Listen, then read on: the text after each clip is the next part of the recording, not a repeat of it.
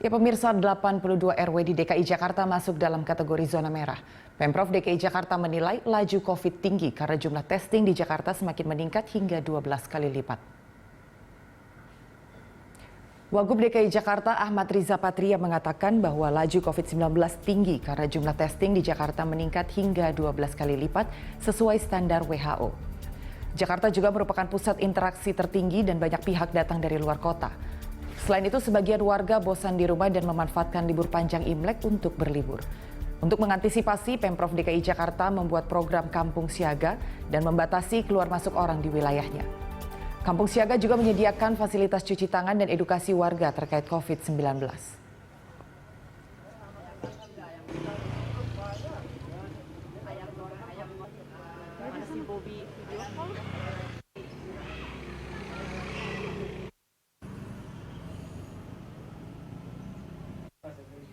Bukan kriminal kita ya Mbak ya. Dan untuk mengetahui informasi selengkapnya kita telah bergabung dengan Felmi Laubela dan juru kamera Ria Nuryaningsih dari kawasan Kalibata, Jakarta Selatan. Felmi, silakan informasinya seperti apa kondisi di Kalibata yang termasuk zona merah? Ya, Jakarta Selatan atau kawasan Jaksel ini sendiri menjadi kawasan di mana banyak sekali atau terdapat sejumlah RW yang rawan akan penularan dari COVID-19 atau dari virus corona. Dan dari Kelurahan Kalibata sendiri, ini total sendiri ada sebanyak 10 RW, di mana untuk kelurahan yang telah terkonfirmasi warganya terpapar COVID-19 itu ada RW 02, kemudian ada RW 03, RW 04, RW 05, dan RW 08. Di mana dari 10 RW ini memang ada beberapa atau sejumlah RW di mana warganya ini sudah terpapar atau terkonfirmasi terkena COVID-19. Nah, untuk data yang kami terima dari perwakilan salah satu RW yang warganya terpapar COVID-19 yaitu dari RW 8, ada sejumlah warga yang kemudian telah terkonfirmasi terpapar COVID-19, di mana untuk dari RT 1 sendiri memang baru saja terkonfirmasi bahwa kasusnya masih 0.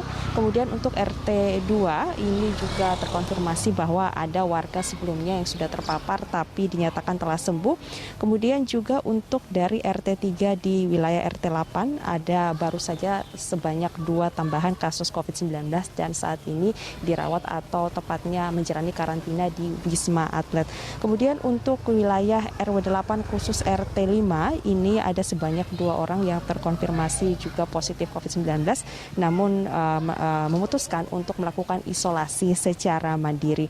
Kemudian dari RT 06 untuk RW 08 ini juga baru saja terkonfirmasi bahwa ada 2 warga yang terpapar COVID-19 yaitu dari pihak ketua RT bersama dengan istri, namun memang 2 dari RT 06 ini yang sudah terpapar ini dinyatakan sudah pulang atau sudah sembuh. Kemudian juga RT 10 juga terpapar atau terkonfirmasi terpapar COVID-19 sebanyak 2 orang. Namun dari RT 10 sendiri ini dipastikan bahwa 2 orang yang terpapar COVID-19 bukan merupakan warga atau yang berdomisili dari RT 10. Kemudian juga ada dari RT 11 untuk RW 08 ini terkonfirmasi masih dirawat di Rumah Sakit Bekasi dan memiliki penyakit penyerta karena usianya sudah masuk pada usia lansia. Dan sampai dengan tanggal atau per hari ini terkonfirmasi bahwa ada tambahan sebanyak 1 kasus positif COVID-19 untuk wilayah dari Kelurahan Kalibata, khususnya dari RW 08 sendiri ini terdapat tambahan 1 kasus positif untuk COVID-19. Terkait dengan adanya kasus baru dari COVID-19 untuk wilayah dari RW 08 di Kelurahan Kalibata, Jakarta Selatan, ini memang merupakan kemudian sejalan dengan program dari pemerintah terkait dengan kebijakan dari PPKM untuk skala mikro. Artinya bahwa kebijakan PPKM ini merupakan tujuannya adalah untuk pengawasan dan pengendalian COVID-19 sampai di tingkat kelurahan, RW maupun RT. Di mana untuk pemberlakuan PPKM sendiri ini untuk mengendalikan penularan virus corona sampai di tingkat RW, dan ada pun sejumlah zonasi dari implementasi kebijakan dari PPKM, di mana untuk zonasi pertama adalah zona hijau yang memiliki kriteria tidak ada kasus penularan virus corona di satu wilayah RT. Kemudian untuk zonasi kedua yaitu zona kuning dengan kriteria terdapat 1 hingga 5 rumah yang terkonfirmasi positif virus, dan kemudian ada zonasi oranye yang memiliki kriteria di mana terdapat 6 sampai 10 rumah dengan kasus terkonfirmasi positif dalam satu RT selama 7 hari terakhir. Dan yang terakhir adalah dibagi menjadi zona merah yang ditetapkan apabila satu RT terdapat lebih dari 10 rumah dengan kasus konfirmasi positif COVID-19 selama 7 hari terakhir. Kebijakan dari PPKM berskala mikro artinya sampai di tingkat kelurahan, RW maupun RT ini merupakan sejalan dengan kebijakan yang telah ditetapkan oleh pemerintah pusat, di mana dengan adanya kebijakan atau implementasi dari PPKM mikro ini akan membantu pengendalian dan juga pengawasan terhadap kasus COVID-19, sehingga jika ada kasus positif COVID-19 di satu RT, maka tidak akan dilakukan lockdown di RT atau wilayah RW tersebut, namun cukup di tracing adakah individu ataupun warga yang terpapar, kemudian akan dilakukan sejumlah testing melalui tes selanjutnya, dan juga akan dilakukan apakah diputuskan dikategorikan pada isolasi mandiri ataukah harus dibawa kepada Wisma Atlet ataukah nantinya akan dilakukan perawatan lebih lanjut. Nah, terkait dengan hal itu juga memang di Kelurahan Kalibata sendiri ini baru saja kami dapatkan informasi terkait dengan dibangunnya kampung tangguh dengan tujuan untuk nantinya membantu warga yang terpapar COVID-19 untuk dikategorikan apakah akan dirawat di kampung tangguh, apakah harus dirawat dalam bentuk isolasi mandiri ataukah dirawat dan diisolasi atau dikarantina di Wisma Atlet. Anggi. Oke, Felmi, berarti tandanya masih ada kasus aktif penularan virus corona di lokasi tempat Anda berada sekarang, sehingga upaya-upaya juga dilakukan oleh kelurahan. Lantas bagaimana penerapan protokol kesehatan oleh warga setempat, Felmi?